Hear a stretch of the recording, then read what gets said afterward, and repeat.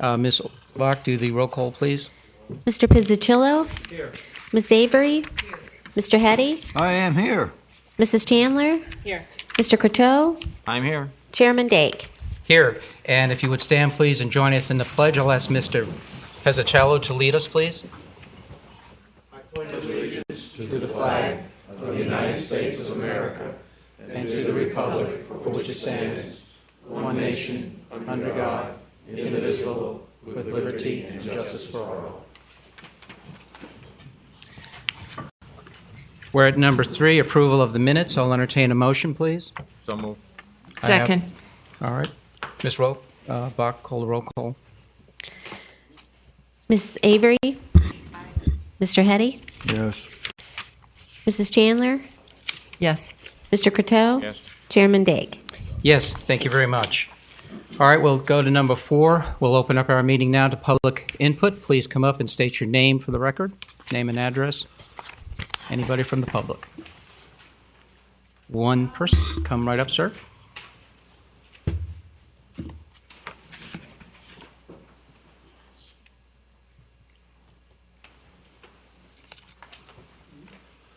My name is Tom Gruber. I reside at 221F Park Shores Circle in Vero, actually Indian River Shores. And as some of you know, I have fairly extensive experience with a similar project, so I just have a few comments to prepare for you. One of the things that I saw in the most recent council meeting was that one of the propositions before council was that we send our concerns to the FRA about things that we're worried about. And in my humble opinion, I think that might be a waste of time. I'm not sure it's going to really do anything. And to kind of set the stage for that comment, in that same meeting, one of the council members talked very succinctly about what the EIS process is. And the various steps of it are that the project, usually through a consultant, writes the EIS and submits it to the permitting agency, when in this case is the FRA, the Federal Rail Administration. Now, the EIS is very formulaic. It must cover specific things, and railroad project EIS all look very much alike in both their format and their analysis. In other words, if you were to look at the EIS for the project I worked on in Boston or the EIS for the southern leg of this project, you'd find they almost align paragraph per paragraph, and that you'll see the same illustrations in there for how impacts are determined, noise, vibration, so on and so on. So the only real variation, EIS to EIS, are the variables of the project. And the variables are related, and the variables related to the locations affected by the project. So the only real things that make an EIS different are where the project is traversing and what the things are that are around the project. So those are the very local things that must be brought into the EIS to determine impacts.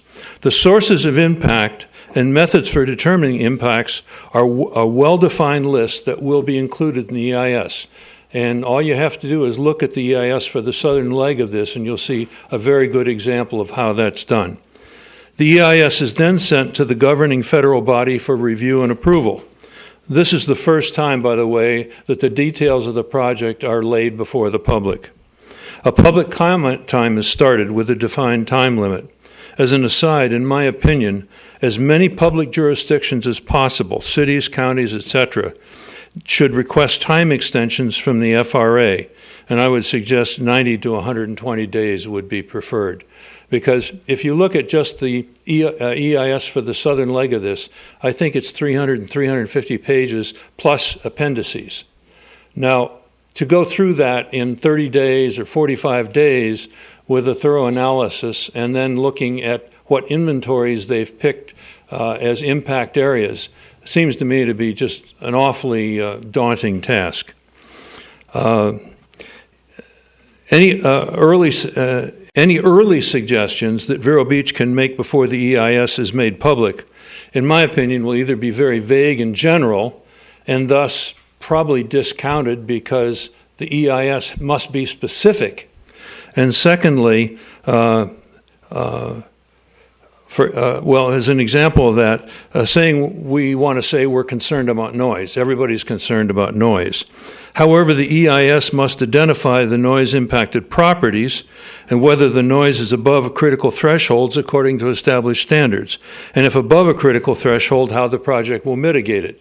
So saying I'm concerned about noise, well, there will be a noise section in the EIS, but they're concerned about it, and that's why it's in the EIS. I'm sorry. So it's hard to imagine, in my opinion, things that you would be concerned about that are not already included in broad topics of the EIS.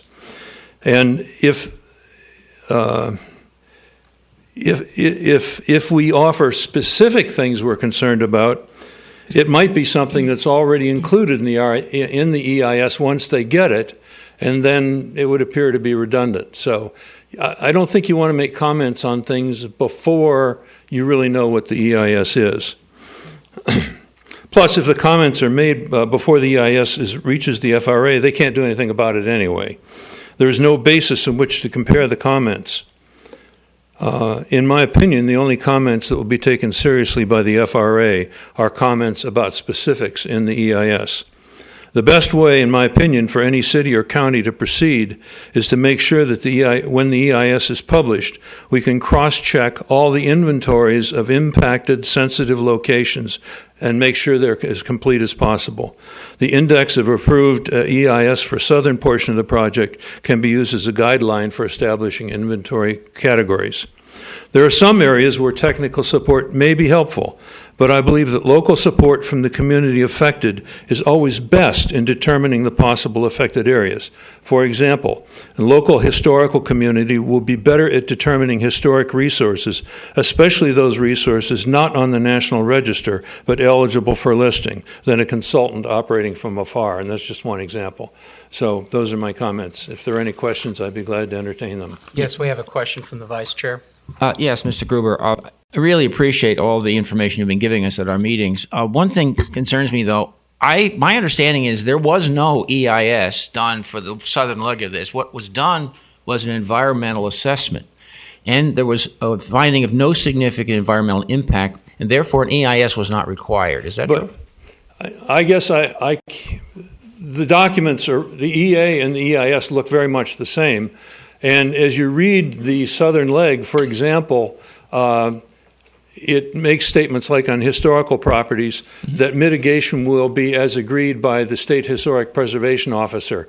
So this leads me to believe that in addition there might be things like a Section 106 consultation between the project, the towns, and the State Historic Preservation Officer. So I'm not really too clear on that. All I can say is what I saw, and I think we're going down the same road. But whether you're right or wrong, I don't know. Well, my concern was that they were not required to do a full EIS for the southern leg because they did a more limited environmental assessment and determined that there were no significant environmental impacts. Therefore, they did not have to do an EIS. I think, though, the EIS for the southern leg, or the report I found for the southern leg on the internet, didn't include the appendices, which are very extensive.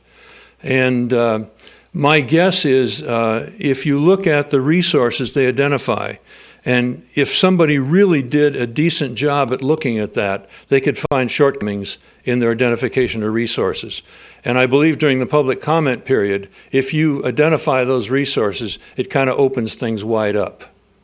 Well, that was my concern, is that it seems to have been slipped through for the southern leg by not going with a full-blown EIS, and people really maybe were not notified, had the opportunity to do the full comment, and I'm concerned that approach may be tried in the northern leg. Plus, it appeared that there was no public outcry for that part of the project. I mean, they had, 89 comments, 84 of which were favorable in terms of the project. So, first of all, that's very few comments for a population of, I don't know, what is 5 million or something?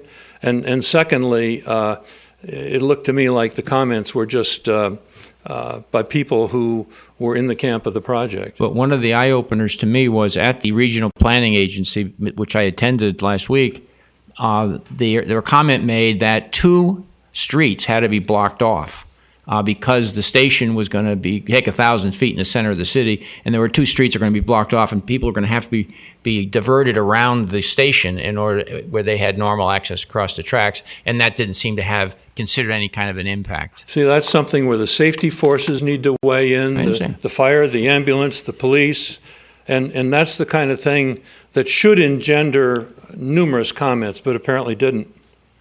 So it's important that the public is apprised as we're going along and takes shows some concern about this going forward. Absolutely, absolutely.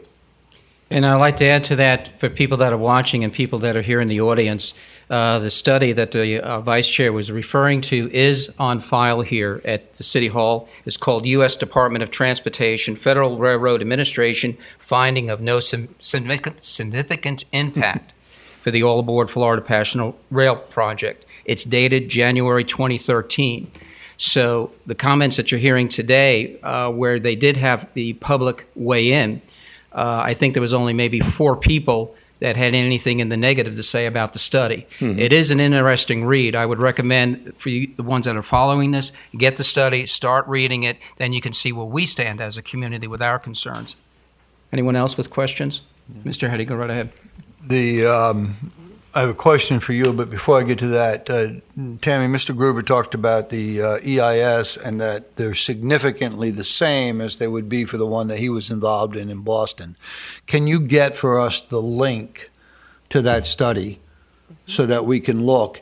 And I don't want you to, would you say a couple hundred pages? The one for the southern leg was, I think, 350 pages, something like that, excluding the appendices. Okay, well, which are probably very numerous. Things like the railroad layout are in the appendix.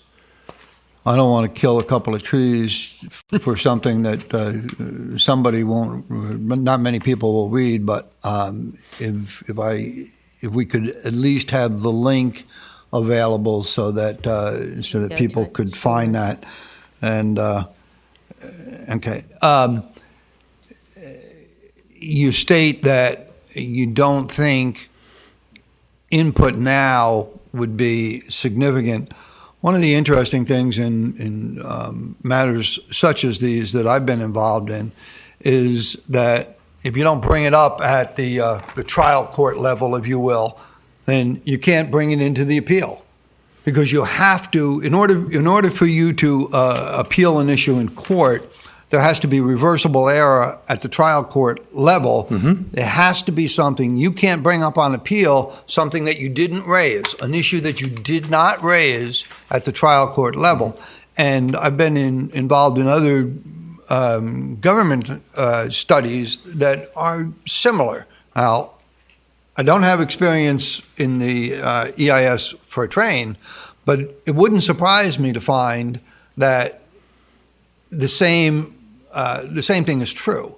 So I would have to differ with the comment that it's not important to do it now. I think it's essential. Well, the one place where exception to that is that the EIS includes so many broad categories that I would find it hard to imagine a category that could be the concern of the town that isn't already included in the outline of the EIS. Now, it may be something very finely detailed under that category. For example, one of the things that occurred to me and a few other people is there's a whole section on noise and vibration. But one of the questions I would have they included the acoustical noise from a high-speed train? Have they included the what I'll call aerodynamic effects of wind and vacuums and things, high pressure and low pressure? Yet that would all be included in the same section, so you've already got an entree to bring that up. It's just a refinement of that topic. And I just can't, I mean, if you look at that outline of in the table of contents, I can't imagine a thing. I mean, if you can find a concern that isn't in that index in general broad terms, I think your point is probably very valid. But I can't imagine what it would be.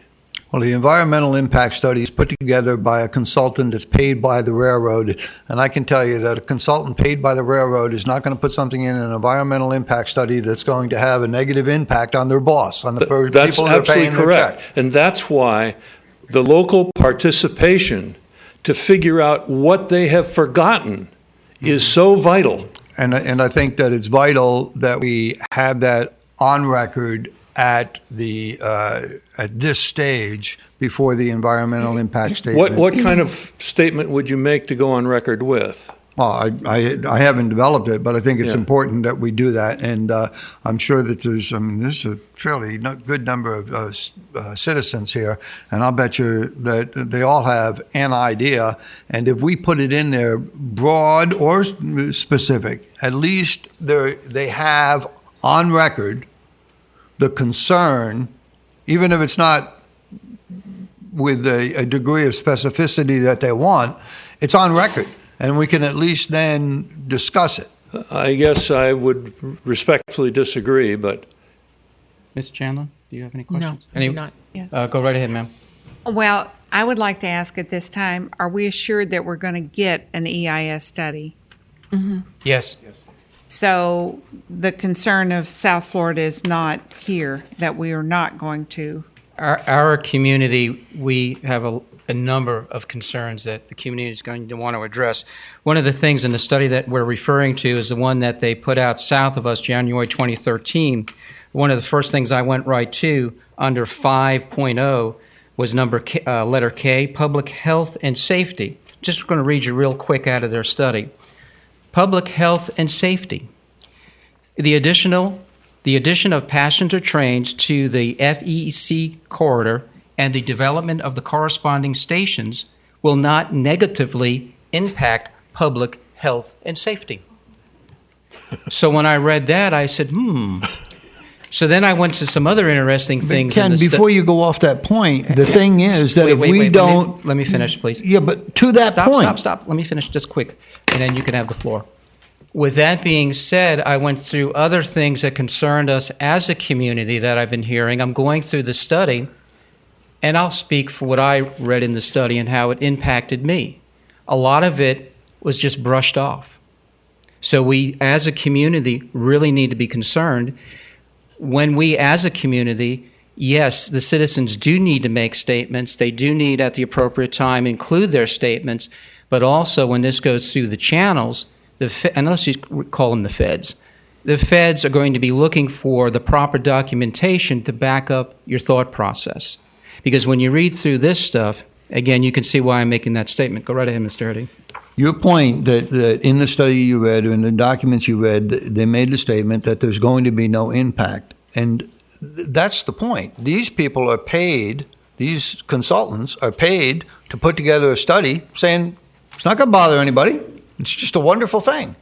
And that's the point that I think that we need to be ahead of that and speak to the concerns of the citizens in this community before that environmental impact statement is complete. And ma'am, to answer your question, Debbie, you got a couple of yeses that they're sure there's going to be an environmental impact statement.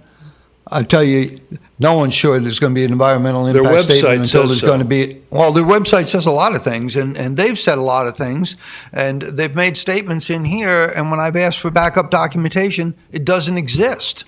So I think you'll know when there's going to be an environmental impact statement when there's an environmental impact statement put in front of you. Mr. Pizzagello? I believe the gentleman. Your mic, please, sir. Mike. I'm new again. Go for it. I believe the gentleman has brought up a few points that I want to just touch on. I sit here mainly concerned with safety for us and our citizens, people passing through, and anybody that's in this area. And in an attempt for all of us to become more informed about this proposed high-speed railroad from a safety point of view, I think we should request that our police department do a review primarily concerned with rail crossings. I think we must have a Vero point of view rather than an outside corporation point of view. Absolutely. And I also would include in that perhaps our emergency and our fire should get involved too, because let's face it, we have 5 minutes at best to save a life. And if those folks can't get there, we're all in trouble. I really believe that this commission should request input in that direction. And when there is a walkthrough, because at the last meeting there was a walkthrough suggested, I believe and propose that our police and other emergency services accompany pointing out things to these folks who are not familiar with our city. That's my proposal, and I hope we can act on it. I totally agree that as much local input as you can get. Consultants from afar do not know Vero Beach. They do not know the area. They do not know things that residents have accumulated knowledge about. And that's why it's going to be so critical for local resources to weigh into the appropriate parts of the EIS, to add their input, to point out where, in fact, the EIS may fall short. That's the only way you're going to get this town protected under the EIS, in my opinion. Okay, thank you. Anyone else from the public? Well, the gentleman's coming up. The EIS study that you're hearing now, according to what we're seeing on the website under the feds, the All Aboard Florida folks put in for a loan. And to get their loan from the feds, they have to do this EIS study. That's what triggered this study.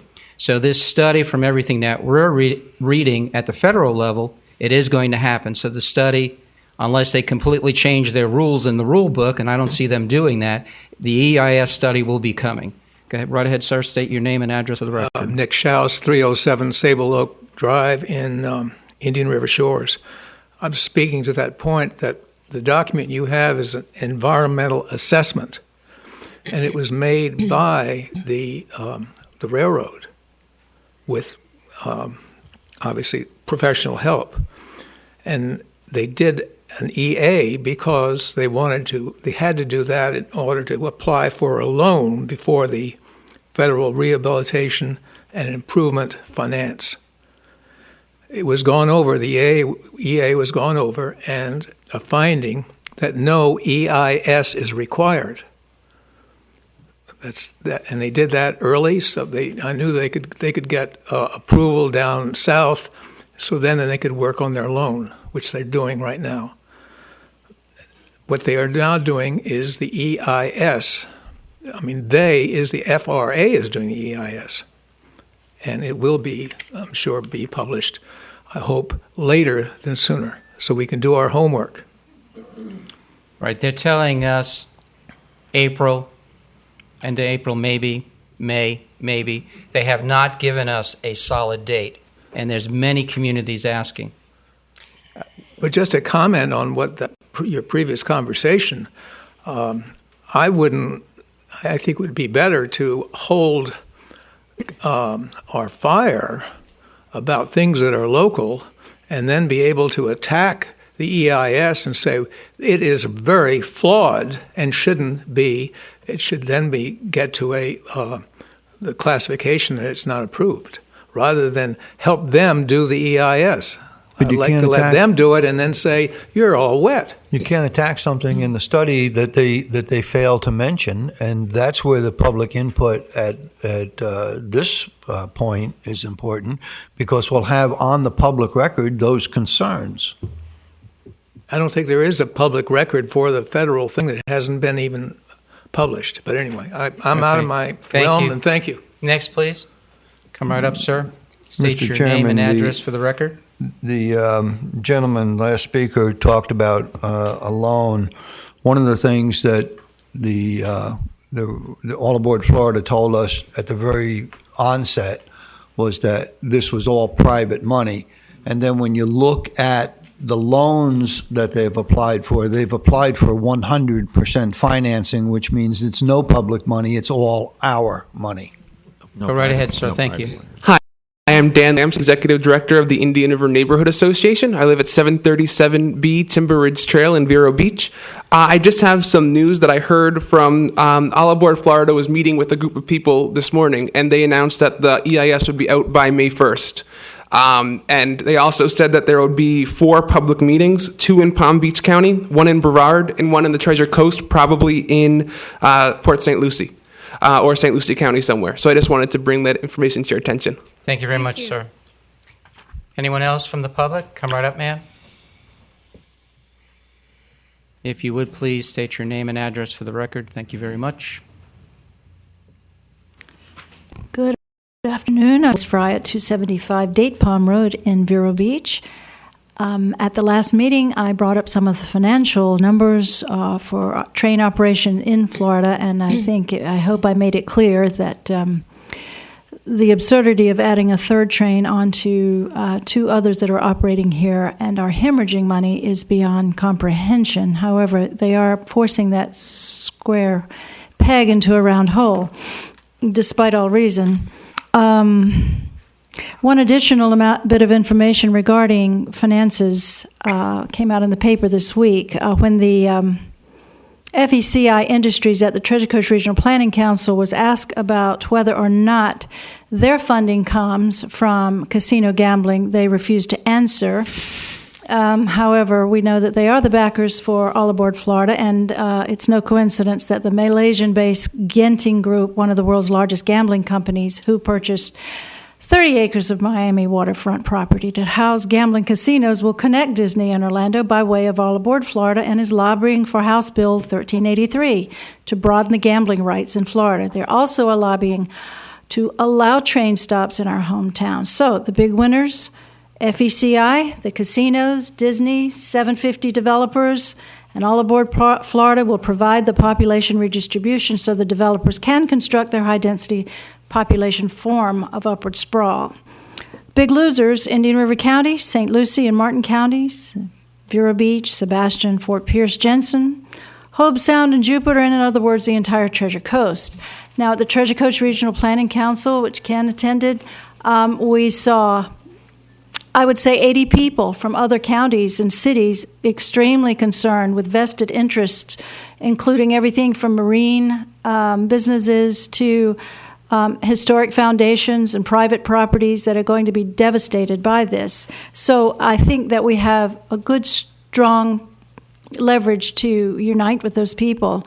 In trying to raise awareness, we are going to put a full-page ad in the Vero Press Journal fairly soon, trying to raise awareness from the public to participate and become involved, to provide their input. We have a great community here, and I think if they're just aware that they need to step forward and express their concerns, that they will. And another solution I would hope that we would be that our councils and that our county commissioners would be appealing to Governor Scott and Debbie Mayfield and Congressman Posey to put a stop to this destruction in our economies and our quality of life, and maybe push for these operating trains to go to the far western tracks if at all possible. That would better serve our community and Disney and All Aboard Florida and 750. Thank you. Excuse Ms. me. Chan, go right ahead. Ms. Fry. Yes. I was in contact with not the local Disney resort, but with Walt Disney World Company, and they are in fact not in favor. So that's good news. So good. I don't know where you got the tie, but and the property that Genting Malaysia Berhad purchased was the old Miami Herald property, and that's only I think 14 acres. 14 acres? 14. Okay. I took my information from the Press Journal, so I guess that's what I didn't, But thank you for making that clear, and that's good news about Disney. Right. And you can find the Genting. I looked that up myself, and I'm not, a big Google expert, but you can find that if you just look at what the purchase was for the Miami Herald property. Great. Okay, so we're hoping to unify the community behind this. Thank you very much. And with that being said, just a couple of quick comments. Thank you, Ms. Fry, for stepping forward. the group that Mrs. Fry is heading up, I'm hoping that their concerns, they get listed down. Then when the public comment time of the study comes out, they certainly list those, and especially the ad that you're going to run. I know that Ms. Fry, and I do know Ms. Fry, by the way, they follow trends just like I follow trends. There's a lot happening to the south here and to the north. Things are happening, and they're happening quickly. What we're seeing now is what people have been working on for a number of years, so bear that in mind. And also, while you're sitting out there thinking and listening to this situation up here, later on in the meeting, I want to talk about the increased freight that's going to be coming through our town. Increased freight, very important issue that we really need to take a look at. Anyone else from the general public would like to step forward? Come right up, ma'am.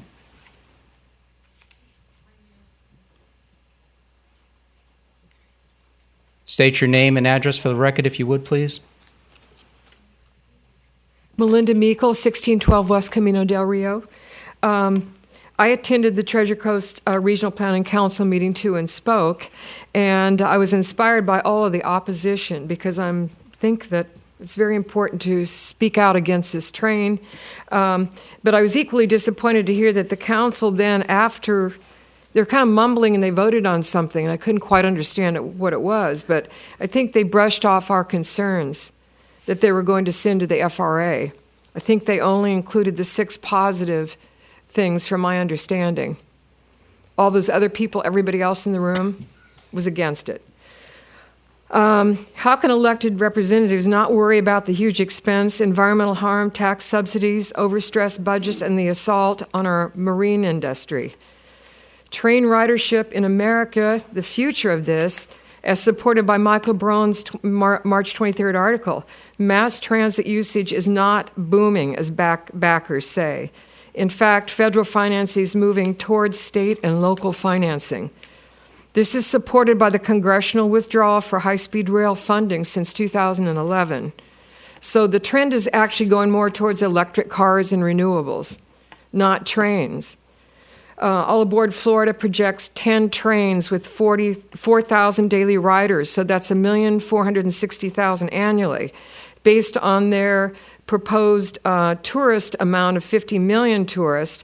This unfairly leaves the tax burden on 97% of Floridians, most of them not even using trains.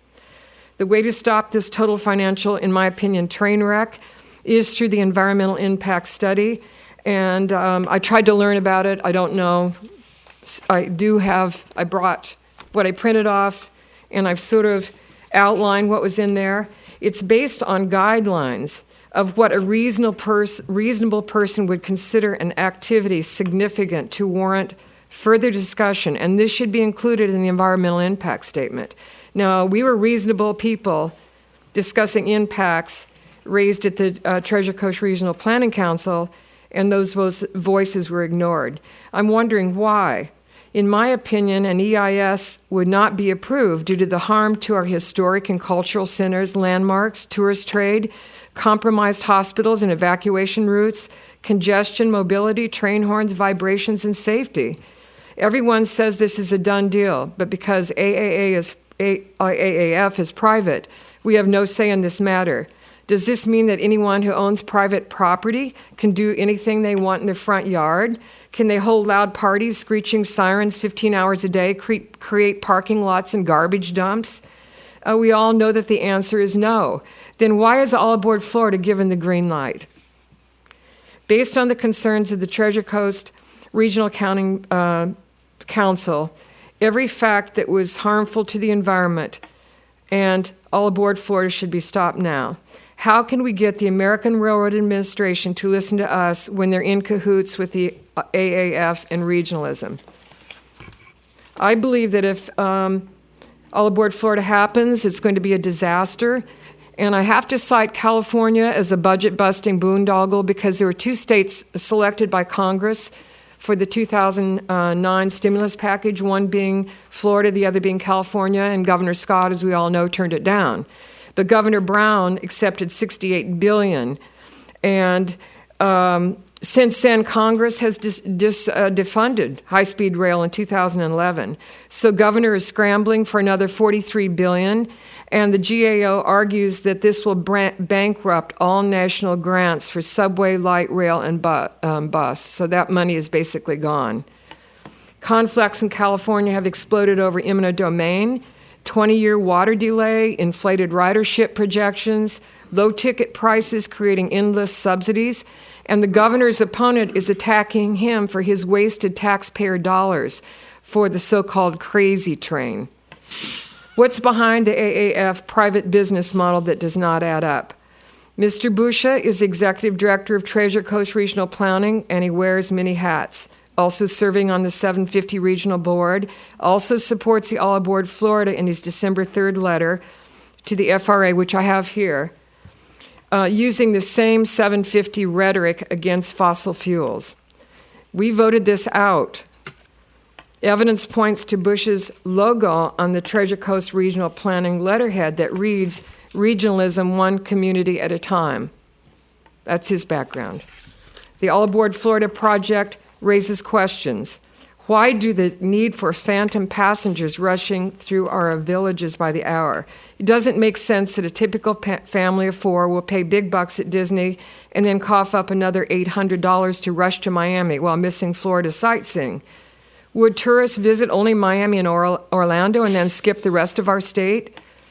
Maybe they're instead planning for the Casino Express, as outlined in December of 2012.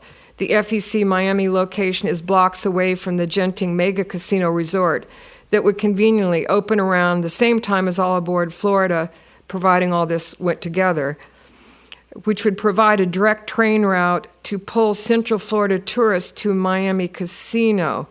That's in here too. It might be why Disney's against it.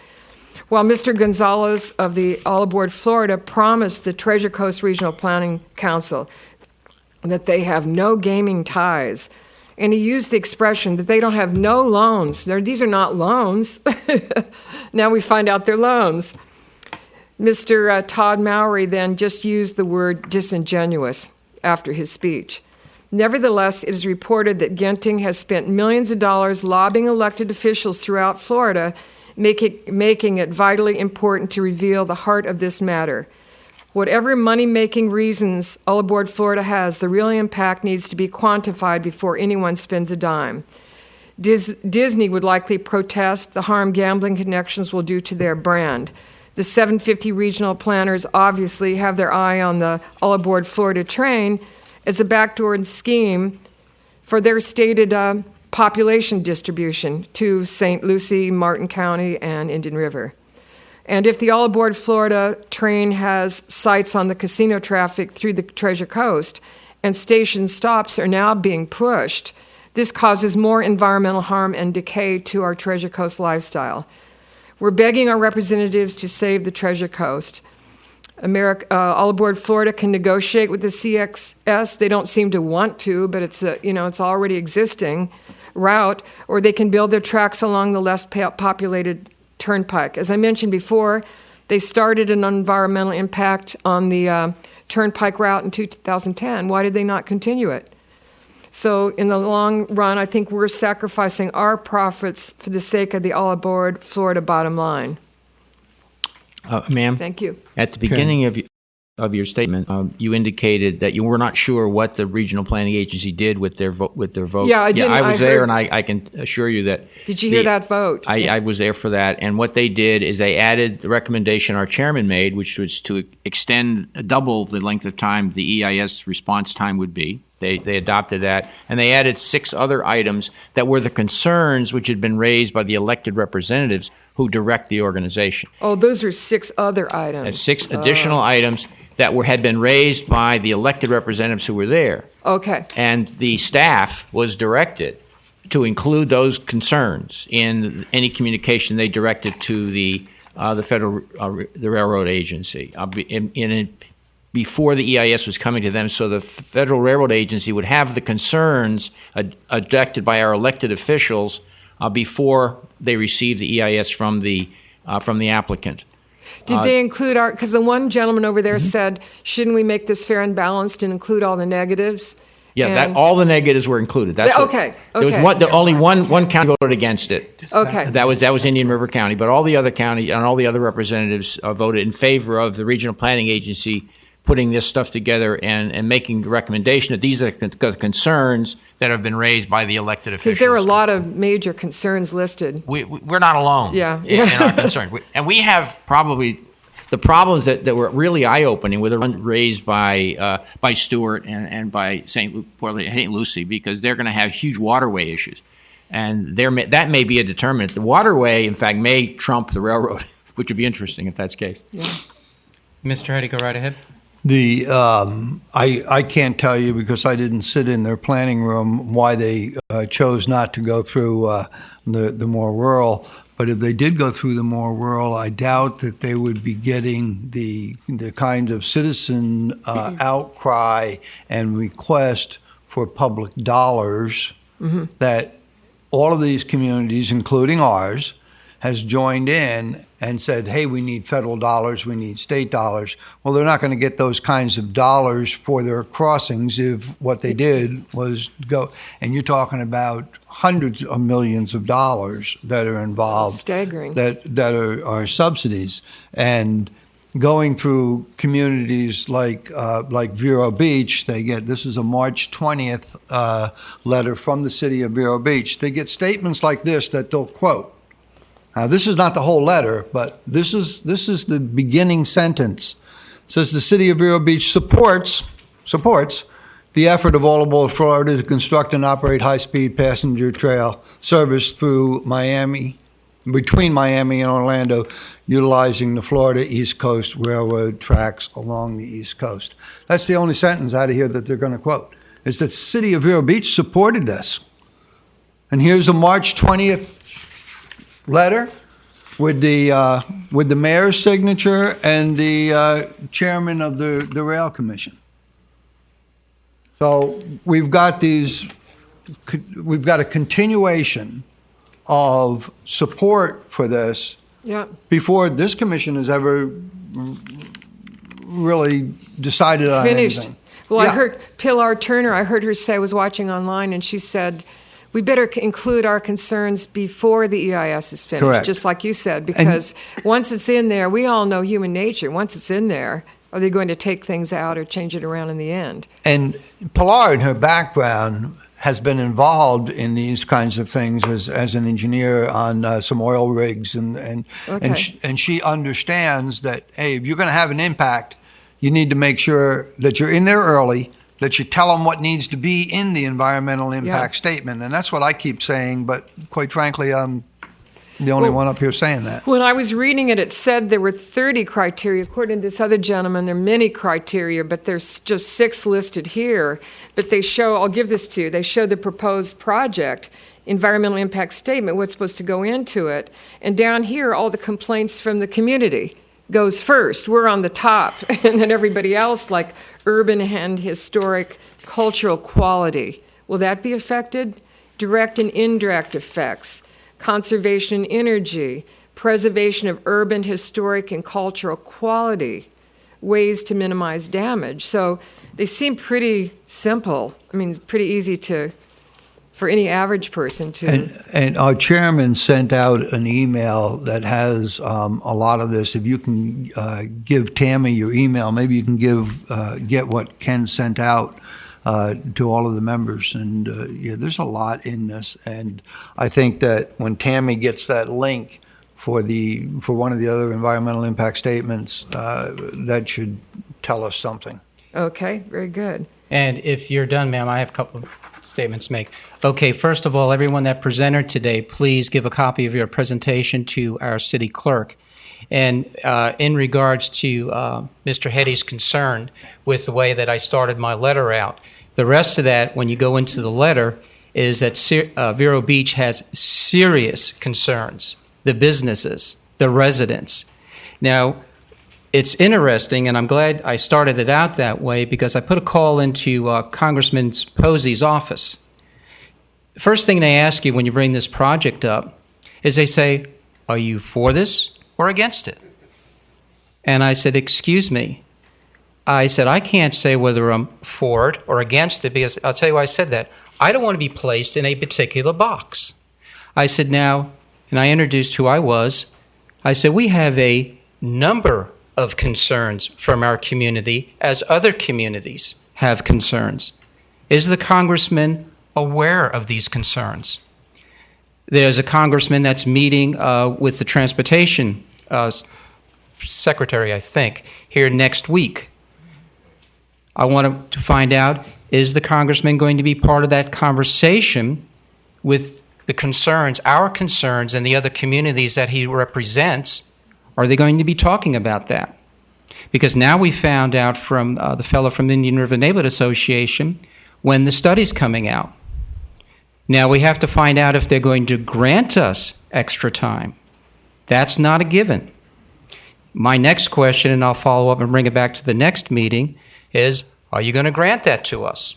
It's either yes or no. They could come back and say, yeah, we'll give you 10 more days. That's it. Have a nice day. Then you miss out. When you go through these studies that your governmental agencies look at, they look for substantial backup information from the so-called experts. So if you make a statement, they want to make sure you can back it up. This project is a big, big project. There's other things going on. You heard I use the word trends when you look to the south and to the north of what's going on. I don't want to be a community where the railroad just goes through and splits us in half. I told you before, I live on the west side of the tracks. It's going to have impacts on us. A lot of people are real concerned with this. So yes, please get a copy of the letter, and to make things work as this thing is rolling on out, I'm hoping that they will hear our concerns, address our concerns, and if they take a look at it and it does not behoove them to run through here, be that as it may. The other thing I have to address is with the increased freight coming. I don't want to get too much into that. We have that concern too. So if you notice, it's not one thing that's going on here. So I'm looking at the broad picture of how this is going to affect our community, as all of the folks up here on this dais, every single one of us that is sitting here, we're all bringing something different to the table with what our ears hear and our eyes see. With that being said, come right up, ma'am. State your name for the record, if you would, and your address. Thank you. While Ms. Wilson's coming up, can I ask you, what did Representative Posey's office tell you? Is he going to be accompanying I'm waiting Murphy? to hear.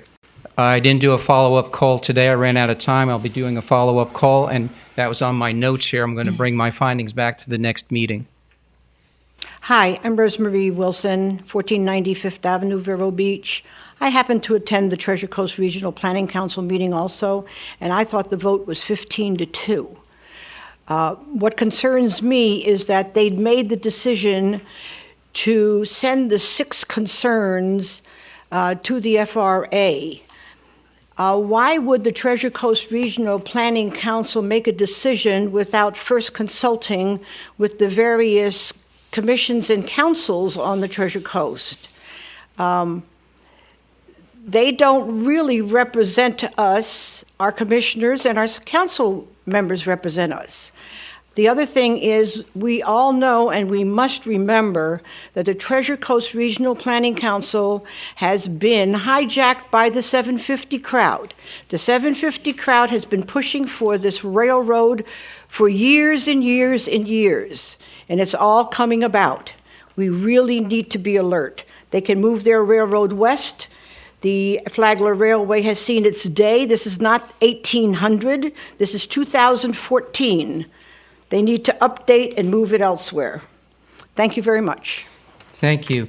And the Treasure Coast Regional Planning Council, they do have elected officials that sit on that. We have some from our city council, and we have some folks from our county commission. From us, one, but we do have elected officials. Now back to, there was some conversation a little while ago about Michael J. Bishop. All right, he's the executive director for the Planning Council. All right, he takes his marching orders from, there's a number of elected officials, so as a group they vote and give direction. And he had the direction, because staff has to change their directions when the elected officials give them the marching orders. That's how it works. He sent out a letter to our governor, and in the first paragraph, about in the middle, he says there are virtually no public benefits provided to communities north of Palm Beach County. It's pretty clear.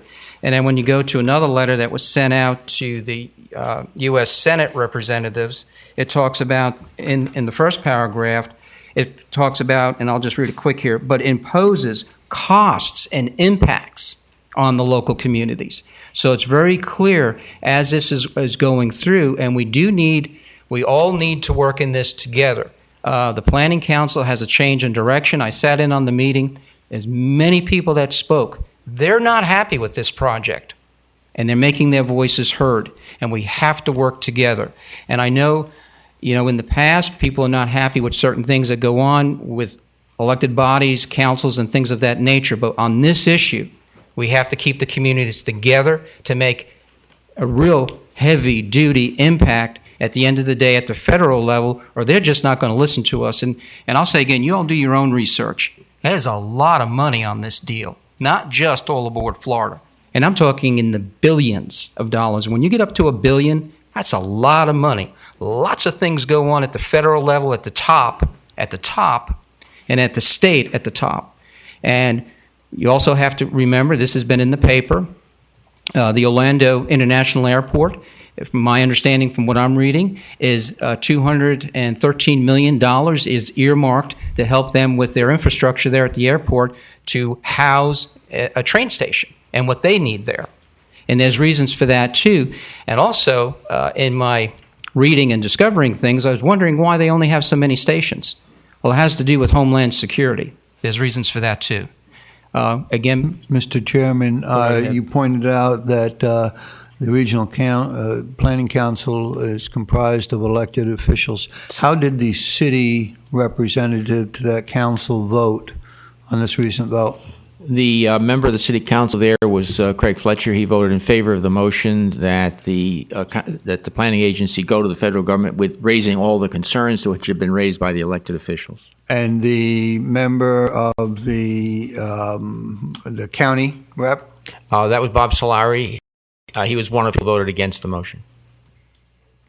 So our county was split. We had the city vote in favor and the county vote against. That's correct.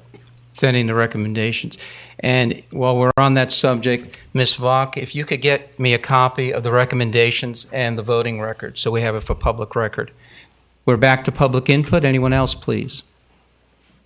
Mr. Dake, I want to go right ahead, sir. I want to go back to my safety concerns. Okay.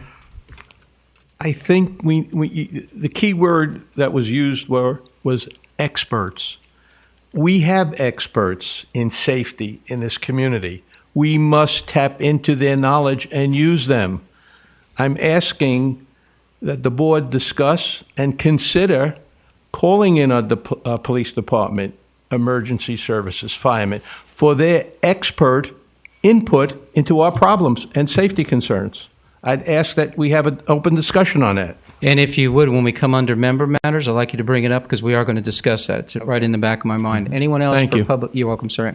Yes, come right up, ma'am. If you would, please state your name and address for the record. Thank you very much. I'll do all that if I can manage to remember. Thank you. Name is Sharon Townley. I live at 2536 2nd Street, Vero Beach. And the idea that you sent a letter that said you supported this does distress me mightily. However, today's headline in the Press Journal almost made me sick. Give rail a chance. A chance to do what? Ream us or ruin us? Doug Smith of Martin County has bitten into the imaginary carrot all aboard has dangled from the beginning. This for-profit company has no real interest in our quality of life or the prospect of commuter trains with local stops. Those trains are a maybe someday in the future. When? 10 years? 50 years? And if they come, we should be happy to add them to 32 daily bullet trains shooting through our downtown, not to mention the freights. All aboard claims we'll get used to it. The idea of commuter rail service is a good one, but those trains could follow all aboard on the western route. Much like airports, transportation could be arranged, which translates into more jobs, taxis, buses, etc. Mitigation is not the answer. Going west to the CSX tracks is. If all else fails, we need to find out if we can impose speed zones and frequency limits for our populated areas. Rail law came into being in 1875. Has it been updated to include bullet trains? Is the city planning to hire a railroad attorney? Threatening these limits might take the wind out of their sails. Bad simile, but you get my drift. I say, shoo-shoo the choo-choo, or we will all live to regret it. Thank you very much. I appreciate your comments. Mr. Chairman. Go ahead, Mr. Ma'am, there is a speed limit currently on the books through our county, and they would exceed the current ordinance. The current speed limit on those tracks out there is 79. And back to that being said, they can look at the county ordinance and say they will come back, we'll enforce it. You can't enforce it because we fall under the Federal Administration guidelines. So back to what I was saying a little while ago, anything that we do as a community with the other communities, we have to make an impact, and a heavy impact, go into their regulations and see where we can regulate that. How can we lock them down if it does happen? So if there's an area in there, and that's where you need the experts to go in there, read their documents, to go back and make a recommendation to the feds to lower the speeds. If you look at the railroad tracks out here in Vero Beach, right through the heart of our downtown, picture this thing going through 110 miles an hour. And the rep for All Aboard Florida did say it's coming through 110 miles an hour. I mean, that was pretty plain. Anyone else from the general public? Yes, ma'am? Come right up. Yeah, we can't hear you. And out there in the TV listening land, they want to hear everything that we all have to say. Melinda Meikle back. I've heard Mr. Roberts at the MPO meeting. I've heard him a few times, and he says, well, 110 high-speed rail, but really 79. It's really 79. Now, I've heard him say that a few times. Is that because that's our speed limit? Is that what he's talking about? No. They know that the speed issue is a lot. If you go back and look at the record, we did ask that question as a group. It was 110. Because they have to pick up the speed. The idea of this high-speed rail, the sweet spot when you go in and read their materials is 3 hours. They get the passengers from the Miami to Orlando or from Orlando to Miami. When they do their analysis, they figure people will sit still for about 3 hours. After 3 hours, people get antsy and they're not going to ride the train. So well, 3 hours is a sweet spot. The definition of high-speed rail is 125 sustainable miles an hour. Correct. It does not exist in America. The only one on the Amtrak in the north is they cobble that together with another track, and it's not even legitimate. So we don't even have high-speed rail. I wonder what that's all about. No. It'd be interesting to find out. Thank you, ma'am. Anyone else from the general public? Ma'am, our chairman points out that they've said 110. Well, I can tell you that if you go back and look at the minutes from September of 13, you'll find that they gave a different speed, the same all aboard Florida representatives that have said 110 at other meetings. So it depends on the meeting what speed they give you. Also, they said it'd be 126 miles an hour at some sections. And if this goes through, this will be the first qualified high-speed rail system in the United States. The first one. That's what this is. This is very important, folks. This will be unique. This will be the first one if they get it through. Anyone else from the general public? All right, I'll close the public portion of our meeting.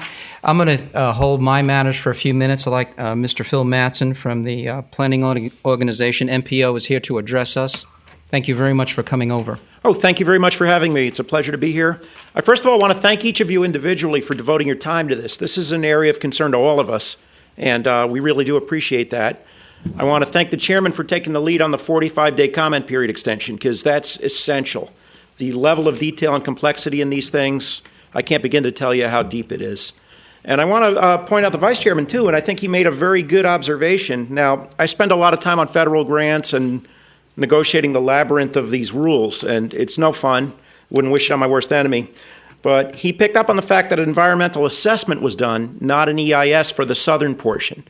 And in reading through how you handle what's called NEPA, or the Environmental Policy Act, you can go one of three routes. First is categorical exclusion. This is most of the grants that we do at the MPO for GO line, sidewalk stuff, goes down the categorical exclusion route. We're excluded from much study, if any. The second is if the impacts are unknown, considered to be unknown by negotiations between the applicant and the federal agency, they go down an environmental assessment route. It's still complicated. It's still hundreds of pages long. It's a lot of data. But the environmental assessment can come up with one of two findings: no significant impact, or a FONSI, or significant impact. And if it's significant impact, they then have to do a full-blown EIS. So that kind of clarifies that a little bit. Now, I'm a little bit baffled as to why there was no significant impact for this thing in South Florida. The only thing I could figure, and I did read the environmental assessment document, and there's two documents here. There's a FONSI document, which just basically agrees with this, and the big document. And in the big document, a lot of the analysis is based on ambient levels, what they call that. So that moves forward on the premise that there's already a lot of disturbance in the corridor. In South Florida, you got Tri-Rail, you got Amtrak, you got a lot of trains going by blowing horns now, you got a lot more freight than we do. So they want to know over and above that, or ambient levels, how much impact there was. So that's the best as I could come up with is why they found that. But I'm going to talk a little bit about the MPO, what we are doing at the MPO, and what our counterparts to the south and other parts of the state have done, which is why I was requested to come here today. First of all, we are a regional planning board, and particularly a transportation planning board for the county. Regional in the good regional, not the bad regional, in that we are limited to just the county. And many of us are of a common frame of mind here in the county, so it's probably a good place to draw that line. And all I mean by regional is that it has county commissioners and city elected officials sitting side by side on this board. And we have a couple of statutory duties. One is to come up with a long-range transportation plan, which in this county is predominantly a highway widening plan or new highway plan. The second is to submit what we call a priority list to DOT each year and recommend from that big plan which subgroups of projects we want them to work on each year with their gas taxes and their finances. So what jobs do we want DOT to do? So we do a big plan governing all the resources for transportation and a smaller plan each year telling them what we want to work on. We do a lot of other stuff too, and this is just one sideline we're getting into, and we're happy to help in any way we can, and please think of us as at your disposal. To begin with, I'm looking at the Palm Beach County MPO. I went over a couple of their agenda packets and some of the actions they've taken. It's a bit of a different world. There were over 108 potential quiet zones there. The number of crossings is even higher than that. Stakes are very, very high. They have 37 some odd incorporated cities in Palm Beach County, so it's a lot of jurisdictions at the table, a lot of different priorities to juggle. As a county, since they're getting a stop, you got to figure they're proceeding from the mindset that they like this thing in the first place at the county level. But the individual communities, like the Jupiters of the world that are getting no benefit from it, probably don't. So it's a complicated situation there. They've gone ahead and put on their priority list a request that DOT study quiet zones in the county. So they've asked them to allocate funds for it. Whether or not DOT will move ahead with that, I'm not sure, but it is on their annual list of requests. They've also gone ahead and thrown their hat in the ring for something called a Tiger Grant application for quiet zones. Now, Tiger is a very well-funded project, but it is probably the most oversubscribed grant program I've ever seen. And to put it in a nutshell, you have a better chance of being accepted into Harvard than you do getting a Tiger Grant. And that's really not hyperbole. They accept less than 5% of the applicants that are sent there.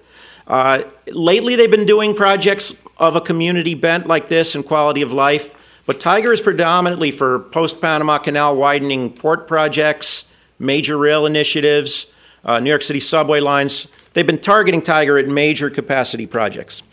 But Tiger is an avenue that's there. And with respect to Martin and St. Lucie, the Treasure Coast Regional Planning Council has considered putting a Tiger grant together for us to pay for quiet zones. So we're discussing that with them. We're more listening than anything at this point, but we're certainly intrigued by what they have to say about it. Martin sent a letter outlining their concerns earlier this year, and Martin has a lot to lose from this in 3 areas, 2 of which we don't have. So things could be worse, look at it that way. In addition to the quiet zone and community interruption that we all fear, there's a couple of other issues in Martin. One is interrupting maritime operations.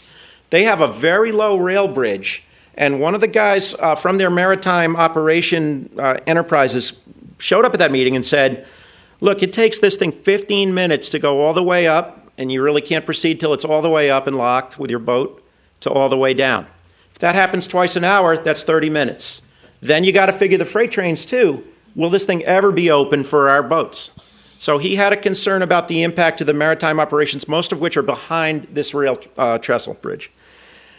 Another thing they do, they lease parking from FEC right-of-way for their downtown, and they've got a nice downtown going with the 5 Points area and so forth. All that parking, if you've ever visited it, the one right near the tracks is leased from FEC. FEC is going to need that to pinch it, for their double tracking schemes. So Martin's got a few other areas too, and they did send a letter in that regard, and beside that, I don't think they've taken any other action. St. Lucie sent a letter outlining concerns, but also requesting a stop. So it's like, do this, this, this, this. Oh, and by the way, why don't you stop here? We have, at this point, we're in the process of getting into the game here at the county level. We'll be hiring a consultant to review the environmental impact statement. And a couple of looks at this can tell you immediately there's a lot of really technical information in here that you need a guy who knows what he's talking about. There's a velocity decibel level that's in micro inches per second, which requires sophisticated equipment to pick up on that velocity level. There's all kinds of vibration analysis, noise analyses, endangered species mitigation. So we felt the best path was to get a large company, one that has pretty big and deep resources on board. The county will be taking that to the time crunch on April 8th to the Board of County Commissioners. They're also going to be helping out with an analysis of all the crossings, city and county, and take a look at what's involved from a quiet zone or safety standpoint, where we might want to warrant Fred crossings. Our Public Works is already doing that, but these guys are going to be able to lend their expertise to it. We've coordinated with those other counties on the Tiger application. We've also we're in the process of allocating what we call TRIP funding. And this is a grant source that we get that comes from real estate transaction taxes. During the boom, it was a lot of money, and we widened Oslo Road and 512 with it. Now it's not so much money, obviously, with the real estate situation as it is. Still hovering about $1 million. That'll make a dent. So we are together with, and this is an action we have to take with DOT, looking to allocate that TRIP funding for quiet zone improvements too. We're adding this to the MPO agenda as a recurring item. We've had Rusty Roberts twice at the MPO. We've had some other speakers. Obviously, Kim from TCRPC is very knowledgeable on this, has done a few presentations. We'll be having more in the future. We've got links to these environmental documents on our webpage now, so that might be able to help you cross-link to it, as well as links to All Aboard Florida. As they post news, we'll find it out. I was happy to hear from Daniel the official announcement of the environmental impact statement, that the timing is really good with what we plan to do by looking at it. I guess before I fail to mention it, Brevard, I think, has taken the least action with respect to any of the counties. I've had calls from people from Brevard, hey, can I come to your MPO meetings? They're not really even talking about it. Whether that's right or not, I don't know, but I don't believe they've really taken a position on it. So that's pretty much in a nutshell what I've discovered, what the EIS process is all about and what it's doing, what findings there have been. Please don't mistake me for an expert in any of this. I mean, it's by necessity I get involved and try to get up to speed. But I want to thank you for being here, and if I have if there are any questions for me, I'll be happy to answer them. Ms. Chandler, go right ahead, and I'll go right to you, sir. Phil, when you said you'll be going to April 8th to request from the commissioners, that's the request to hire the consultant? That's correct. Okay. And then will your findings and that consultant also be available to folks like us? Absolutely. Okay. Yeah. And will we have to go to MPO meetings to access that? No. We'll come up with some mechanism for sharing this pretty liberally and getting your comments on our comments. Keep in mind, this guy's a hired gun to try to poke holes in the EIS because, as Mr. Eddy pointed out, this is a document that they're preparing on their own behalf. Right. Let me throw one other date out there that I forgot. April 1st, we're taking an agenda item next Tuesday to the Board of County Commissioners, again for timing. I've written it up, where we're going to be asking them to formally request the extra 45 days. So we'll get a statement from that board as well in that regard and really get them up to speed on some of this stuff. Mr. Vice Chair, go ahead. Yeah, you mentioned that in the southern counties, they didn't seem to be all necessarily in favor or not in favor, depending on whether they're getting a station stop or not. I gather you found pretty well unanimity in our county that it's concerns that we all have throughout the various cities, like Sebastian and Vero Beach being the two cities impacted by this? Except for the future prospect of maybe getting a stop and those that support that and like rail, I don't know that I've seen a lot more negative than positive, we'll put it that way. Right. Well, I think part of it is some of the planners are holding their nose a little bit on this one, hoping that long-term we'll get a commuter rail because they would improve the right-of-way, and that may not be a valuable approach. Anybody who plunges into rail on a public level got to be really careful, let me tell you, because, we run this GO line. It's $1.86 per passenger subsidy. Right.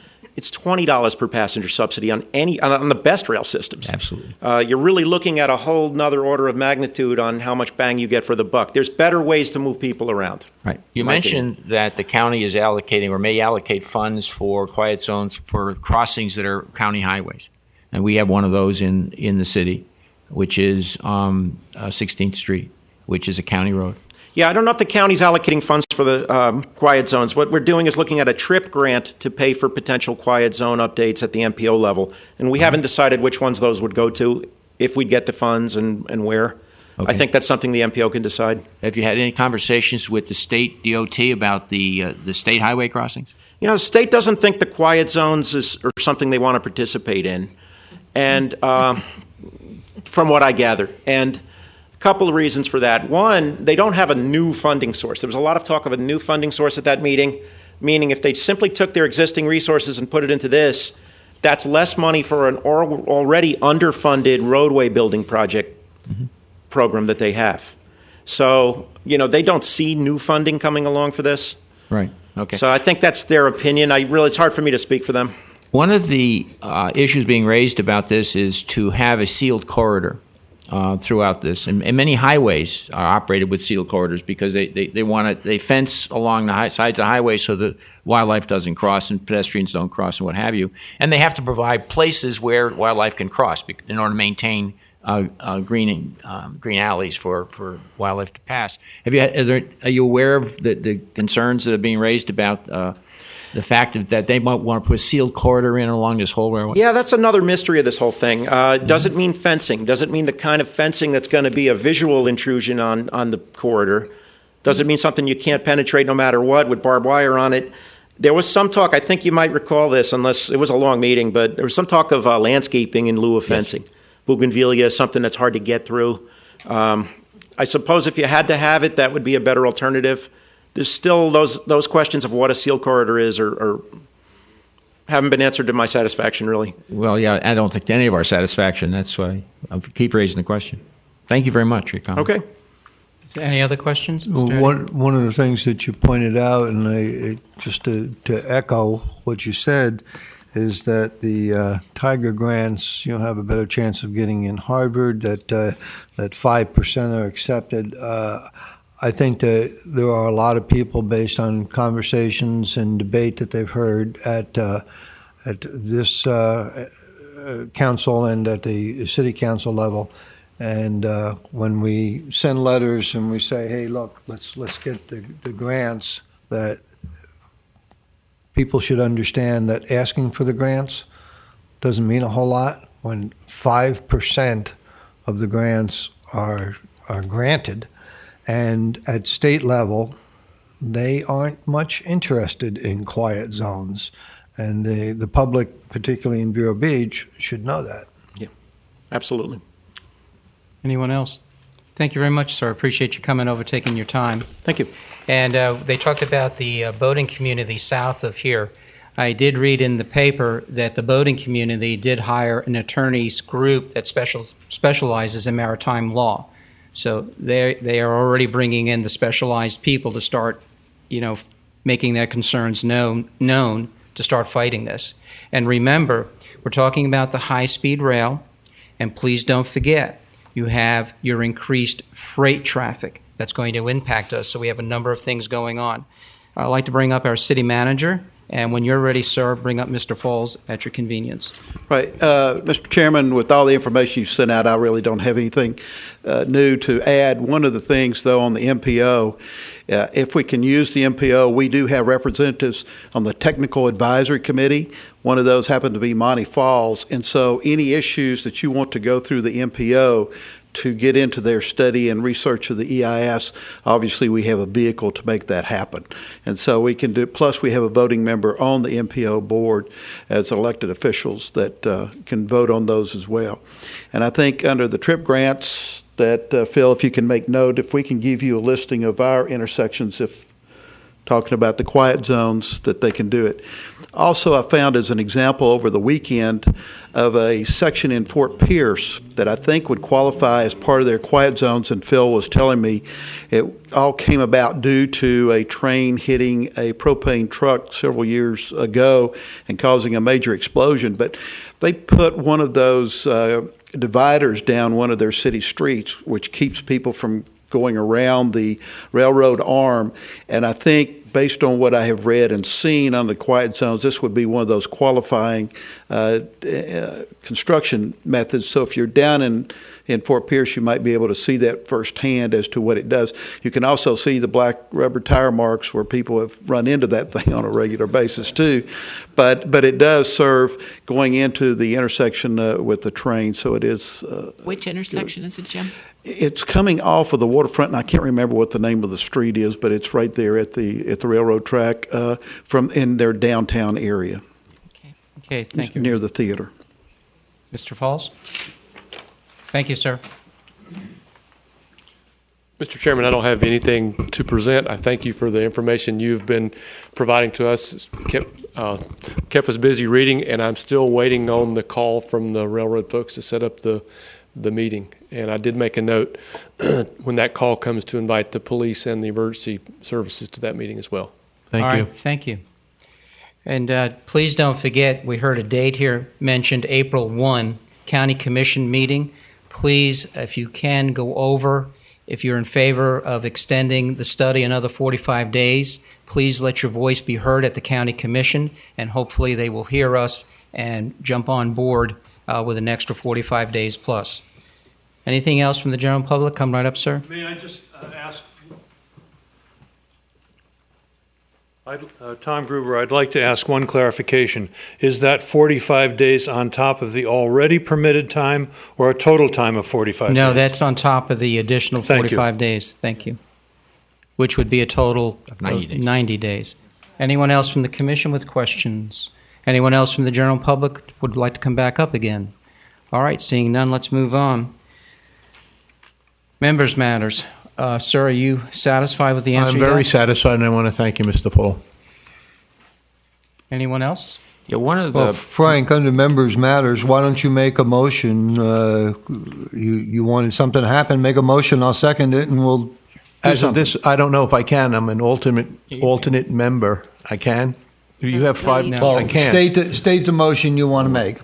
The motion being that any study include our police, fire, and emergency services in any walkthrough, and to create a study and get back to our citizens and our commission. So moved.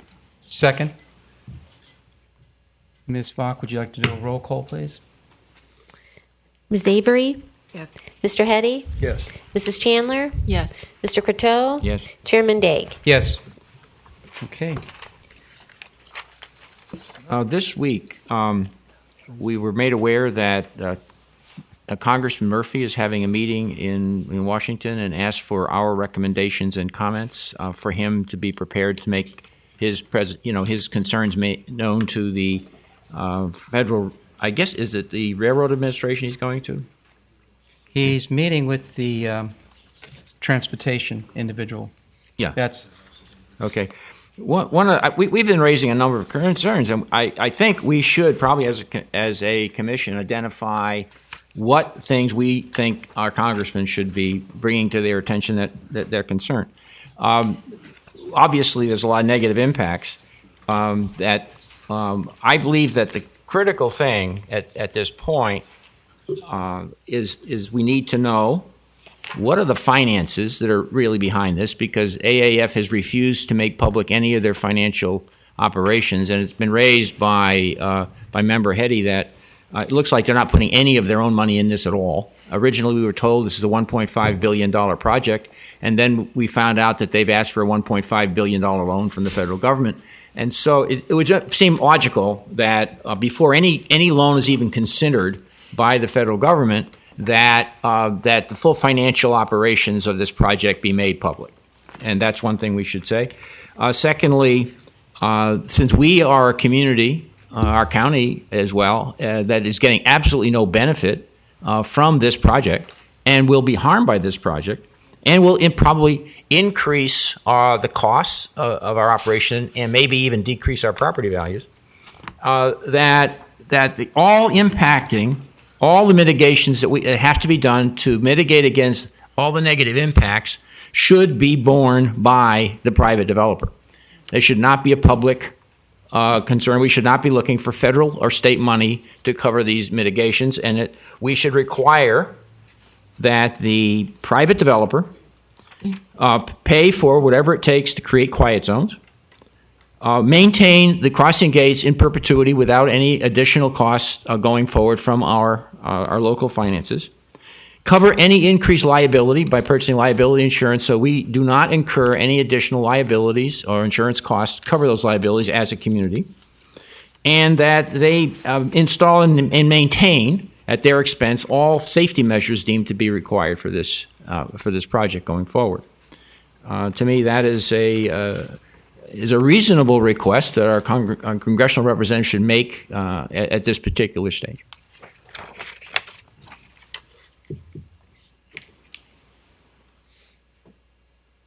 Murphy. Okay, that's the person? That Patrick Murphy. So if the commission, I can put this in the form of a letter. We're working with somebody, or our chairman can do it. He's very good at writing letters. If that's a consensus of the commission, maybe we should have. I would make that as a motion. I'll second. Any discussion? Just so I'm clear, could you state the motion again? That we, as a community, request that all the finances of the All Aboard Florida project be made public, and that all the mitigations that are required mitigate against the impacts that this will have on our community, the cost, present and future costs of those would be borne by the developer. Clear, Mr. Hardy? Perfectly. Any other discussion? Yes, ma'am. I think it's clear. I think it's clear what you're asking, that they come forward with all their financial details. However, I think we need to be realistic in that it continues to be, whether we like the answer or not, continues to be a private business.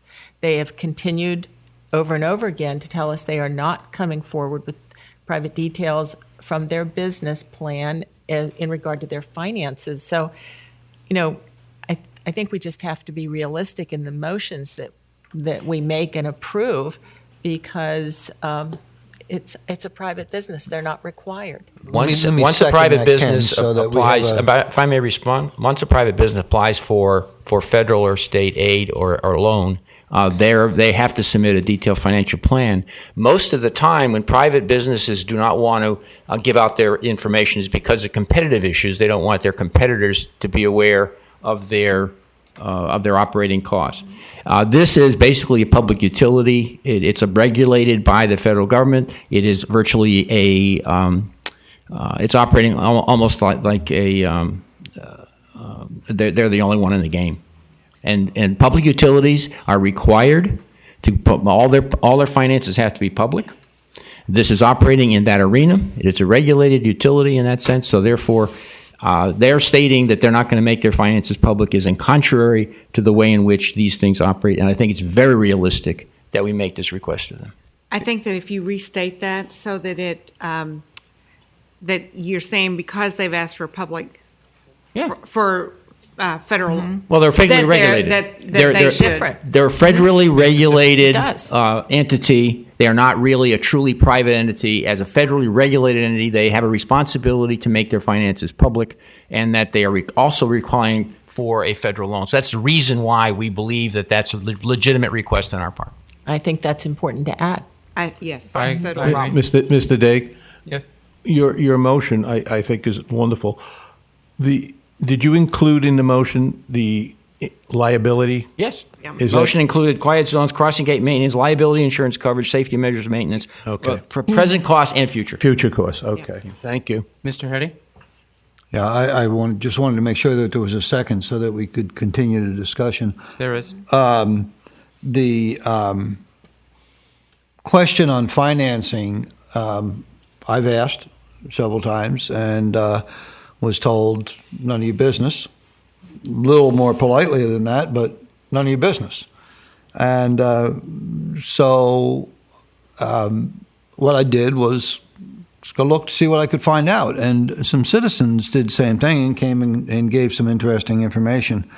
And if you go back and look at the finances and keep in mind 2008 when our economy kind of went in the toilet and lots of things crashed, and one of the reasons things crashed is because we had some federal agencies, Fannie Mae, that were underwriting lots of worthless paper that was generated by Goldman Sachs and Lehman Brothers and banking institutions, Wall Street.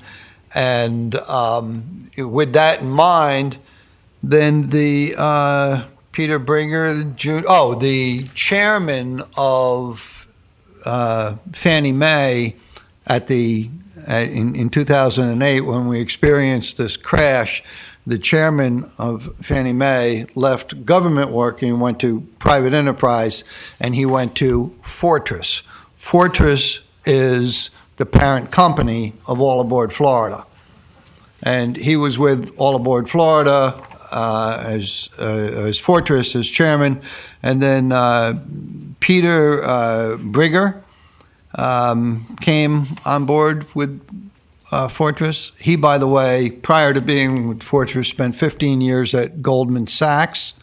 The other co-chairman is Wesley Edens, and he was formerly partner and managing director of Lehman Brothers. The All Aboard Florida, Mr. Roberts, prior to getting the job at All Aboard Florida, he was working for a congressman, and that congressman is now on the Transportation Committee in Washington, D.C., who oversees handing out dollars to the railroads. This gentleman on our board, an attorney lawyer from Indian River Shores, formerly worked in Washington. He worked for another congressman, and that congressman, by the way, is co-chair of the congressional committee that hands out dollars to the railroads. The continuation of this is amazing. How these people are all connected, and it's just amazing. And the information is pretty readily available if you look at it, if you go to try to find it. And the Fortress ownership, insider ownership is 60%, and the public ownership, it's publicly traded, by the way, as of, I don't know, I have the date here someplace, but Fortress, the parent company, is now publicly traded, and the public ownership is 40%, the private ownership by the people from, anyway. You're right. when you look at the list of characters that represent the management staff of All Aboard Florida and the parent company, I tell you, if it were my money, they'd have a hard time getting a loan from me. But this is not a public, it's not a private project. It's very much a public project because it's 100% financed by all of you out there. This is 100% financed. And then I went and I looked to see if I could find some of the salaries of these people. And their salaries are going to be paid in part by the loan. And they're making $500,000 a year. So it doesn't make any difference to them. This could go on for 2-3 years. And if it failed at the end, it would be like the Alaska Railroad. It doesn't make any money at all. It's totally funded by us in Florida, along with the Alaskan taxpayers. And I think, Ms. Fry, you can give me some indication. I think it was Amtrak is 80 cents on the dollar? 90 cents on the dollar, Amtrak. That's how many dollars you and I, the taxpayers, put into the railroad, the public transportation. And I can tell you, I use Amtrak, and I appreciate the heck out of all of you sending me on vacation and paying 90% of my trip to the West Coast to California. Thank you very much, because you kicked in 90 cents on the dollar. And I don't know about the rest of you, but I can tell you, for my part, I really don't want to pay additional tax to have people from Miami go to Orlando, and that's what this is. And as long as public money is going to be involved, Dan, I think you're absolutely correct. I think your motion is right on, and I think that we're entitled to, and they should be required to give us the financial information you require. Thank you, Mr. Hetty. And also, Ms. Chandler brought up, it is a private business. And as our vice chair brought up, they're putting in for a federal loan. And federal loan dollars come from the taxpayers. And the motion's very clear of what we would like to know. And they'll respond, because I'm going to request that they respond in writing. Then the general public will know how they respond. And that's important that we find that out. And where they are a private company, they're having a severe impact on thousands and thousands of people. That's why the federal government, our state government, our federal government, our local government, they have to look into this. It's going to impact our community. It's just not like a small business that's operating. They're private. They don't have to make their financials known. Well, they go out and they do their thing. They're not impacting thousands and thousands of people. When you get into this type of an impact, it needs to be looked into. And that's why we have to stand together. We have to stand as a community, including our county friends. Then we have to go past our borders here to the other counties that have similar concerns like we do. And people are following this. This is why these meetings are taped. They're all recorded. And Ms. Vach has right now mounds of information where the public can have general access to. Ms. Vach, could you please call the roll? Ms. Avery? Yes. Excuse me. Mr. Hetty? Yes. Mrs. Chandler? Yes. Mr. Croteau? Yes. Chairman Dake? Yes, thank you very much. Okay, I'll finish up with my matters. As I was talking a little while ago to you all, I contacted Congressman Posey's office. I will be doing some follow-up calls to find out where our congressman stands on this issue, and I'll give an update at the next meeting. Sebastian Council here meets in the very near future. In my understanding, they will be discussing this situation concerning All Aboard Florida. I'll bring back information to this commission at the next meeting. I also have a call into our hospital. I'd like to get with those folks over that way to see what concerns they have and what are they hearing, again, about access to the hospital. I want to find out from them where they stand. And you found out before that I stood before the Treasure Coast Regional Planning Council and asked for them to include an additional 45 days in their recommendations. There's a number of recommendations that they made to the Federal Rail Administration. I'm going to get a copy of those so we all can see them and we'll share them at the next meeting. Let's see what else was there. And also, there was conversation here. We did send a letter to our senator, Senator Negron, expressing our concerns here as a community, and also in the event that this thing moves forward, don't forget we have the freight to be concerned with. We need some help with funding to take care of these crossings, and we want to know, with the impact that's going to happen to us. Also, we have, just so you people know what's going on a little bit, the Gifford community, we have a couple of tracks to the north of us. Those freight trains now, when they're unloading freight, they can park there for quite a while. I don't want to give you the time because I'm not an expert, but they park there the way my eyes see it and sit there and wait. It's quite a while. So that community is wondering how they're going to get to the hospital. And back to the freight issue, if you follow the conversation that's out there and the news reports with the Panama Canal expansion, with deepening the ports to the south of us, the mega container ships coming in from Panama will be coming into that port. So back to all the connections going on at the federal and state level. We're talking a lot of money here. That's why as a community we have to stand together to make our voice heard. And again, I know that folks have problems with certain staff members or whatever in the past, but now is the time to unite and make one voice so we can get the proper officials to do what they need to do and regulate this situation as we move forward. And let's see what else we got here. That's about it on my part. Number 8, next meeting dates, April 16, 2014, 4 o'clock, May 12, 2014 at 4 p.m. Any other business to be brought up at this time? Yeah, under member matters, Go right never ahead. quite got down to me. Go right ahead.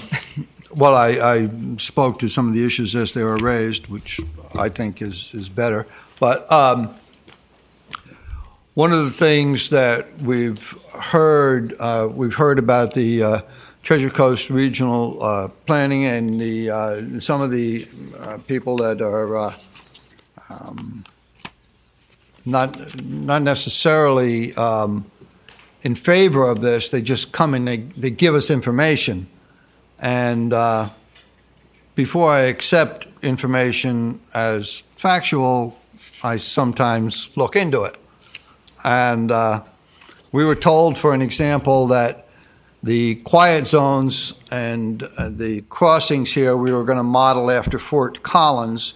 Turns out that Fort Collins has a speed limit of 10 miles an hour coming into town and 45 miles on the other end of town. So they have an average speed maybe of 35 miles an hour through town. Ms. Delaney said that we would be using a different town and using the studies there. So I asked Tammy Vach, geez, could you give me those public records? Turns out those public records don't exist. At least they haven't been forthcoming with it. And one of the things that if as a member of this commission and you as citizens, if you really want to formulate solid conclusions to this whole thing, one of the things that you need is you need to be told the truth. And as I see it, from several different entities, we're not being told the truth. We're not being told about the interconnection between the people. We're not being told that the studies that support this sometimes don't exist, or that the studies are vastly different than what have been presented by the authorities. And when citizens come up and give some information that they believe is true, it's always interesting to me that the public officials that have a contrary opinion really don't do anything to counter the facts that citizens bring out. And when they don't do anything to counter it, and counter it with some documentation, then that should raise lots of red flags. And I've been accused of being against the railroad. And I suppose if you listen to me speak at these meetings, you would think I'm against the railroad. I'm not against the railroad, but I'd like to know the truth about what's happening, and that's been in short supply. I'd like to know what their financial condition is. I'd like to know what kind of skin they have in the game. And, maybe we're not powered to enact any legislation here, but wouldn't it be nice to have a law on the books that said that if this train does go through, that no federal financing federal subsidies or state subsidies will ever fund this?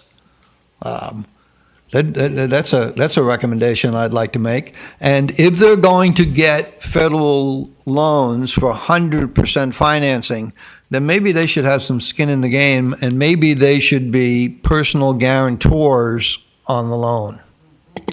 Thank you. Ms. Chandler, go right ahead. Brian, since we're not allowed to speak to each other outside of this forum, we have heard from a number of public officials, and I'm concerned with your comment. Can you explain, please? I think if we are being misled by public officials who are coming before us, perhaps you could share what information we're Well, sure, Penny. You told the public that a town in Colorado is an example, and they speed through that town. And when I looked at the report, I see that they have a speed limit of 10 miles an hour and on one end of the town and 45 on the other. And the public walked away. If they listened to what you said, they walk away thinking that, oh, geez, there's a good example out here where they do it. And then one citizen called the Chamber of Commerce, actually, in Fort Collins, and said, what about those high-speed trains? And they laughed at him and said, there's more grass growing on those tracks than anything else. There are no high-speed trains, and if they do bring them in, they'll have to look out for the cows. The population in Colorado, other than in the core central couple of cities, is pretty sparse. And when I spoke about some of these issues, there were serious concerns. You and the gentleman that usually sits next to me said that, no, I was mistaken, that we only have two choices. And I went back to the city resolution, and geez, no, that's not what our charge is. Our charge is to study the issue. We don't have two choices, and I asked for to be supplied with the two choices that we were given, and that didn't happen. And then Kim comes to the podium and said that there's another town also in Colorado, which would serve as an example for these quiet zones and high-speed trains. And I asked Tammy to please make a public records request for those studies on that particular town, and there's nothing. Brian, I asked, I researched some stuff online because you were continuing to ask questions of Mr. Roberts and of the city staff as to what the exact costs were. You over and over again asked, what are the exact costs that we would have to incur as a community for quiet zones at each crossing? Do you recall asking that question? I asked, what's the cost? What are we looking at? Give me an idea of what the cost is. What's the cost? You asked that at so many meetings that I decided maybe I could try to find some information from somewhere in the United States where they had actually done, they had performed a study to try to find out what those anticipated costs might be. That was what I brought forth with Fort Collins, to give you an answer to the question that over and over you had been asking of people. And so that study from Fort Collins was made by a consultant that they hired, and on page 55 of that study were the anticipated conceptual costs that were done by what kind of improvement could be done to that crossing. That's all that was to answer your question that over and over again at these meetings we kept hearing. Okay, and that example was for a town that had trains coming in at 10 miles an hour, not 110 It doesn't miles an matter. hour. This was a study that was done to look at the conceptual costs of quiet zone improvements to a variety of crossings. You were asking over and over again, what are the costs per crossing? This study provided the costs per crossing on page 55 of the report. Correct. And my point, and I guess I'm not being clear, my point is that that study was for a train that does 10 miles an hour or 45 miles an hour, not 110. I want to know for our community, if we're going to put a train through here at 110 miles an hour, I want to know what the cost would be for a crossing that has a train at 110 miles an hour, not 10 miles an hour. The wayside horns are the same cost whether the train is coming at 10 miles an hour or 100 miles an hour. The wayside horns conceptually would be the same cost. The horns are the same. The cost of safety measures at the crossing are vastly different. Okay, I think what you're hearing here, we had to look at a study with the quiet zones. That's what this study was about, and I'll have Ms. Chandler make reference to that study so someone would get it. In that community, they were faced with some problems there associated with the freight trains coming through, a lot of them stopping, so the community had to get together to figure out what they were going to do to lessen the impact on their community. So since all these railroads fall under the federal administration, they all follow that guideline. That's going to affect us here. So we got that information to see what was going on. That's what's in that study. They threw out some, there's some numbers in there, what it cost that community that we could take a look at. Back to, we have a couple things going on here with the freight trains coming through. We can take a look at, well, if the elected bodies want to do some type of quiet zones, let's say for the sake of argument, it doesn't behoove the high-speed train to come through at this time. We don't know if we're going to stop it. But now, with everything else going on with the increased freight traffic, lengthening of the freight trains, adding to their line, they're going to drop in another line out here to the west of us. Who's to say they can't use that to throw some freight trains on it? That's really going to divide our community. So the purpose of that was to give us information to look at. I understand what Mr. Hetty is saying. They're not going through that community at 110 miles. They had other problems that they needed to address. They had to hire the proper groups to make their voices heard to basically push back because they were impacting that community. The cost of quiet zones is highly dependent on the particular intersection. That's right. And therefore, comparing to other communities, unless the intersections are identical to ours, really doesn't give us too much to go on. For example, a one-way street, which we have 3 of in our city, have a different mitigation because you don't have to have a quad gate for that. That would reduce the cost significantly. Where you have enough room to put in a concrete barrier like they did in Fort Pierce, then you can do that. We already have one existing within the city in one of these crossings.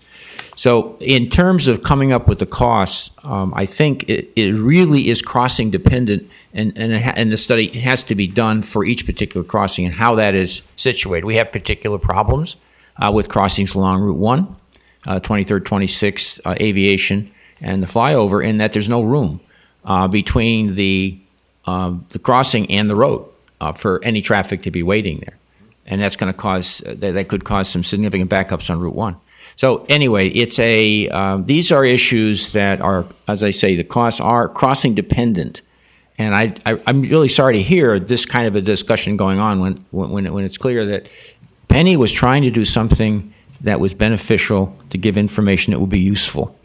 And I'm not sure how useful it was, but certainly I believe that she did an honest attempt to try to get information that have been requested by other members, and I want to applaud her for Nobody's questioning her honest attempt. I'm questioning that these, when you put these things out and you say, here's an example of what it's going to cost, the public isn't going to look at all of the details in this thing, and they aren't going to understand that it's a 10-mile-an-hour train, not a 110-mile-an-hour train. And Ms. Chandler, by the way, there was something brought up here earlier about the 1,000-foot and that the crossing, that one-way crossing that you've talked about a couple of times. Back when Amtrak was here, and I had to go Which back. Which crossing is that? The flyover. The one way over to St. Lucie Boulevard to 14th Avenue. It's called the flyover. Okay.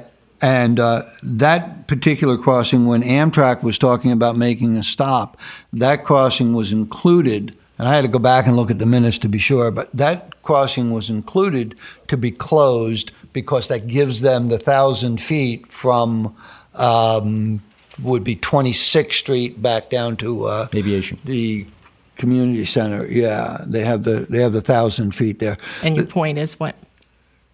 Just letting you know that was also under consideration for closing before. That's not a new idea. So no, it's nobody not. had No, but it was part of the recommendations. Right, that's part of a recommendation we've made. Mm-hmm. For yeah. Mm-hmm. And as you can see with the discussion, you notice we have a diverse background up here of the individuals. It's good to get the conversations on the record. You can see where other communities, they've had problems. The one community that was mentioned here, if you go and look at the study, a lot of freight coming through, a lot of stopping in their community. And when you look at the photos, the trains are right in the middle of their town. It really affected them. So back to here with the freight, what happens if they stop out here to unload and do their thing? It's going to tie us up here for God only knows how long. Then you have us that live on the west side of the track. What happens to us when we need a hospital? So it's good that we have this conversation because it puts it out to the community what we're faced with. Back to this. The communities stood together. Yes, you have disagreements. It's okay to disagree. But what are you going to do to move it forward to lessen the impact on our community? And I've said over and over again today, take a look around at what's going on to the south and to the north of us. Things are happening. They're happening quickly. And with that being said, Ms. Vach, please read the top paragraph of resolution number 2013-38. That gives us our charge. Then I'm going to have Ms. Vach read page 2, number C. If you would do that, please, ma'am. Did you want me to read the title of it? The title, please, Okay. in this block.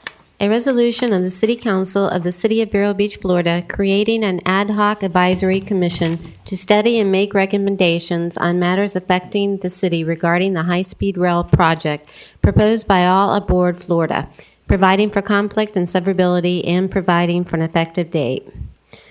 Whereas the City Council of the City of Vero Beach desires to create an ad hoc commission to study, report on, and make recommendations to the City Council regarding the impacts of the project and its high-speed trains on the city and possible action needed by the city. Authority and duties.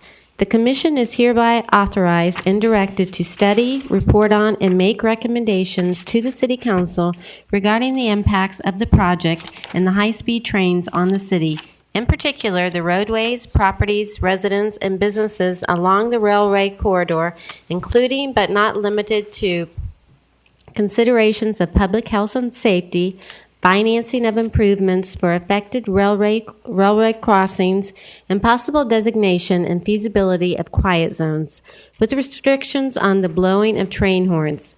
The Commission shall submit its report and recommendations to the City Council no later than 6 months from the date of the Commission's organizational meeting, unless otherwise directed by the City Council. Thank you very much. And if you notice, it's got a lot of responsibility in there. So each one of us, when we put up our hand to take the oath to go onto this commission, all of us up here, we knew what we were in for. We're going to have to go out and gather information. That was the other thing I needed to mention. I stood before the City Council at their last council meeting. It was in the evening, and made the recommendations to the council what this commission came up with, and that is on file. And you can see it's an ongoing situation. We're going to have more recommendations. We made some motions today to keep moving forward on this project, and we are going to keep looking, keep bringing the information out. We know now, I kept asking about the window of time. you notice, window was open this big, and I stood there over there at the podium. It's going down. And all of a sudden, that window will close, and we're not going to have any more time. So we need to have our ducks in order to make our voices heard as a community and as a region. And with that being said, I'll entertain a motion to close the meeting. So moved. And I have a second from Ms. Avery. Have a good day. Thank you.